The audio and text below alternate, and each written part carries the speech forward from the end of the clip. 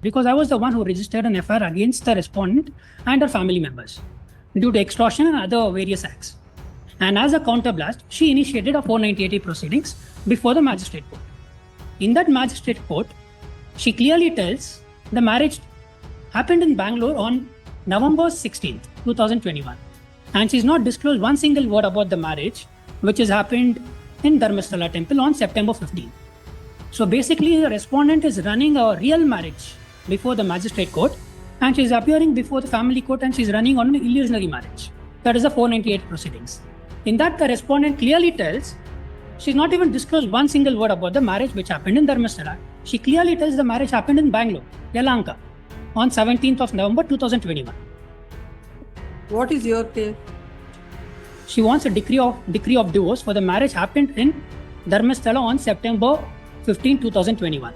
If there is no marriage at all, how can she even claim a relief from me? In the FIR copy, what she is given to the magistrate court, she's clearly told my husband didn't have a job, he was residing in Australia, and he's falsely stated he's having a job, etc.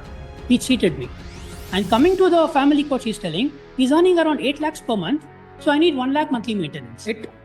The order sheet clearly tells on 14th of August, the case is advanced, advancement application is filed by the respondent, the case is advanced, no representation. So she's clearly misled the High Court, taking advantage of the number of cases the High Court is going to deal every day. She's misrepresented the facts and got unfavorable order of disposing the matrimonial case, which is running on an illusionary marriage in a year. Illusionary story. Even in a fabricated story under oath, there is no any essential ceremonies under Hindu marriage. So how can a decree be given for a marriage which never happened? Yes. Even, my lord, this is regarding the application of perjury under section 340 read with 195 we filed against the respondent in the ongoing proceedings before the family court. The impugned order in page number 49 annexure E, the trial court stating that it requires evidence and it's a direction matter from the High Court, directed the office to register a miscellaneous petition and proceeded with the trial. So I'm before this High Court. Please come to the order where it is. Page number 49, annexure E. Yes, read it. So the trial court states that the respondent filed application under section 340-195 of CRPC regarding fabricating the documents. Please come to the particular 49. Petitioner present, both counsels present. Is it the order? No, just underneath that, my lord. So it tells that it requires evidence and it's a direction matter. Therefore, office is hereby directed to register a separate miscellaneous petition. And the trial court just told us to go ahead with the trial without disposing the perjury application. So I'm before this honorable court requesting to direct the trial court to decide and dispose the perjury application first. Why you should be? I have my grounds. I want to make just 4 submissions regarding this. The first submission is the respondent in the ongoing matrimonial case seeks a divorce for a marriage which is solemnized on 15th of September 2021. That is her petition, which is in annexure A. So what she's claiming in annexure is, in page number 27, her only prayer is to grant a decree of divorce dissolving the marriage between me and the respondent, which was solemnized in Sri Kshetra Dharmasthala temple on 15th of September 2021. So this claim itself is false because there was no any marriage solemnized on that temple on that particular date. The respondent. How the court will know that? I'll just make my submission, my lord. The respondent, prior to appearing before the family court, before filing the petition in front of the family court, she initiated the normal 498A proceedings before the magistrate court. That was also a counterblast for my FIR because I was the one who registered an FIR against the respondent and her family members due to extortion and other various acts. And as a counterblast, she initiated a 498A proceedings before the magistrate court. In that magistrate court, she clearly tells the marriage happened in Bangalore on November 16th, 2021. And she's not disclosed one single word about the marriage, which has happened in Dharmasthala temple on September 15th. So basically, the respondent is running a real marriage before the magistrate court, and she's appearing before the family court, and she's running on an illusionary marriage. So this is the fact. And to support that, my lord, I just want to submit a memo with list of documents.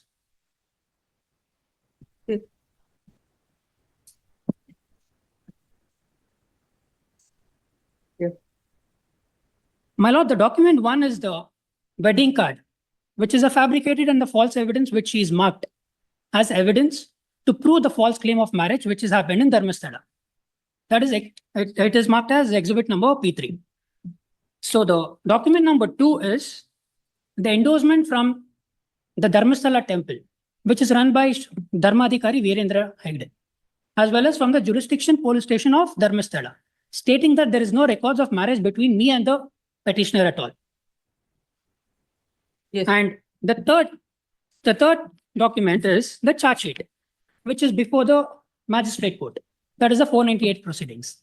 In that, the respondent clearly tells she's not even disclosed one single word about the marriage which happened in Dharmasthala. She clearly tells the marriage happened in Bangalore, Yelahanka, on 17th of November 2021. What is your case? It's a matrimony, it's a divorce case. She's filed under cruelty. Whether you agree that the marriage had taken place or not? There was no marriage happened in Dharmasthala. There was a marriage happened in Bangalore. There was a marriage. There was a between marriage. You and the respondent. Yes. No, you're just basing on the fact that the dates or the places or where she has stated separately. I mean, the different places. Yeah. Now, according to you, it is perjury.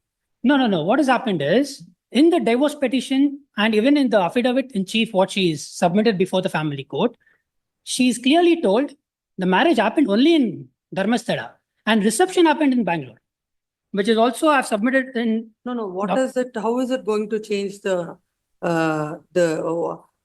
is it like prejudicial to you, or how is it going to affect you? The whole petition stands on the marriage.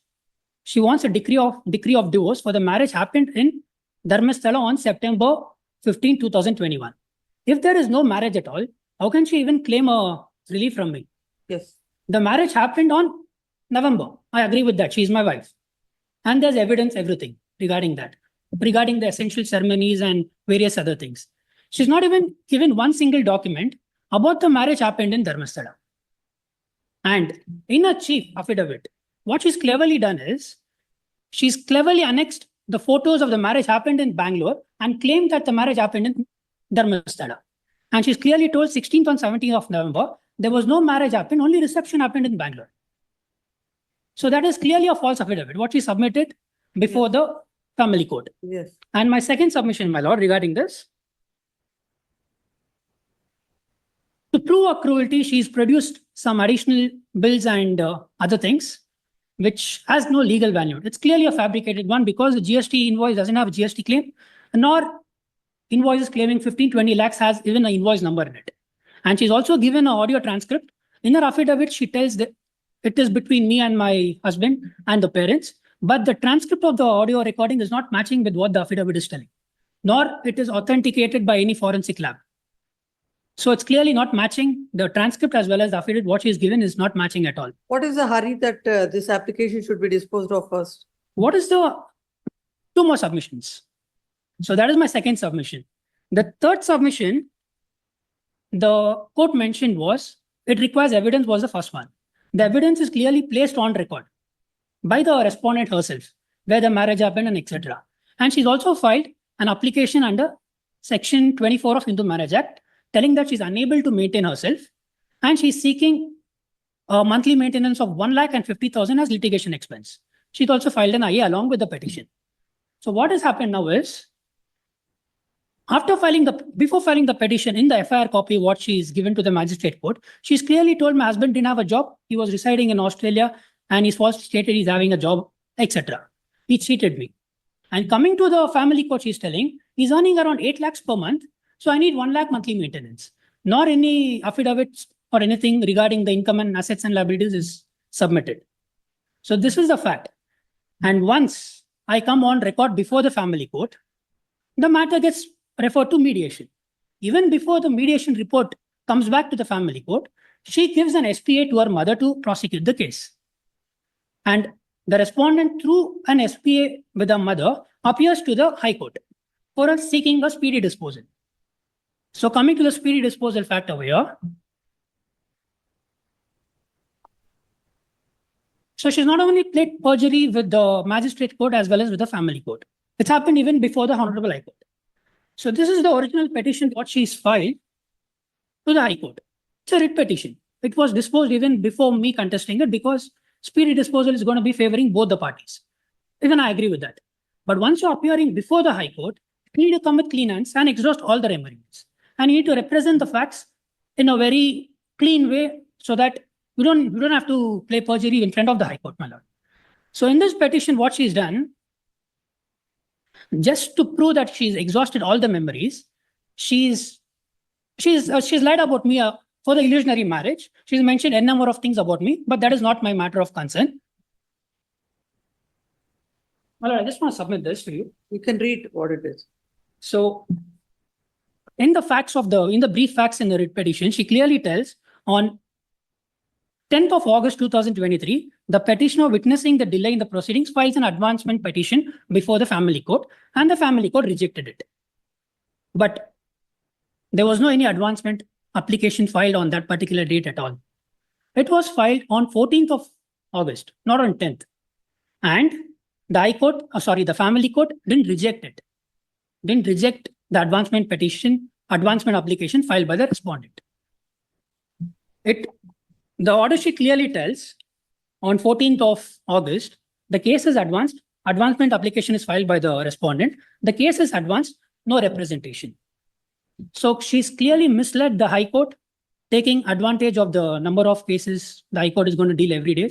She's misrepresented the facts and got unfavorable order of disposing the matrimonial case, which is running on an illusionary marriage in a year. So these are the facts. Yes. So coming to the legal principles of what the High Court and Honorable Apex Court is retaliated in the perjury proceedings. Even the division bench of the Karnataka High Court, that is my ground number 34, is clearly told drastic measures have to be taken to eradicate the evil of perjury. And in a similar case, in the same Karnataka High Court, which was decided in the year 2021, it is a matrimonial case. It is filed by the husband against the wife, stating that she's lying on an affidavit telling that she is not having income, and she's filed application under Section 24. Similar case came before the Honorable High Court in 2021. So Honorable High Court clearly tells the perjury case has to be decided first, even before going ahead with the trial. The same principle is also followed by a number of high courts across the country. I've also attached the recent judgments in the memo. So what is going to happen now is, if the perjury is not decided, the first thing, the marriage has not happened in Dharmasthala. The cause of action itself is illusionary because she's running on a real marriage before the magistrate court. What petition she's filed is on an illusionary marriage. And for a Hindu marriage, the essential ceremonies. And what happened was, when the trial court decided to go ahead with the trial, even before deciding this, during the admission, during cross-examination, the SPA holder of the respondent was cross-examined. My counsel clearly cross-examined, telling that, why are you stating false facts in front of the court when the marriage has not happened at all? She created another illusionary story. Even in her fabricated story under oath, there is no any essential ceremonies under Hindu marriage. So how can a decree be given for a marriage which never happened? Yes. Even if the marriage happened according to the respondent, Yes. for that illusionary, setup, what she's done, and for the false evidence, without any essential ceremonies, for the invalid marriage, can a decree be given, my lord? Yes. This is my submission. I just request this Honorable High Court to give a stipulated time frame of weeks or anything to dispose this perjury application first, even before proceeding ahead with the trial. So this is my only request. I come before this court. Yes, please come. The present petition is filed, having heard the party in person, produce the material on record. The wife had filed a petition seeking divorce. It is undisputed that the marriage had taken place. According to him, the place where the wife had mentioned about the marriage is not where the marriage had taken place, and she had committed perjury. Now, in that regard, he has placed some documents before the court. All these documents are also relevant for the court to decide this divorce petition. Whether the marriage had taken place at Bangalore or at Dharmasthala, all those issues also goes to root of the matter. In this case, this court finds that there is no urgency to decide it separately. And the court, in its usual course, can decide the application. And this court finds no reasons to interfere. Dismissed.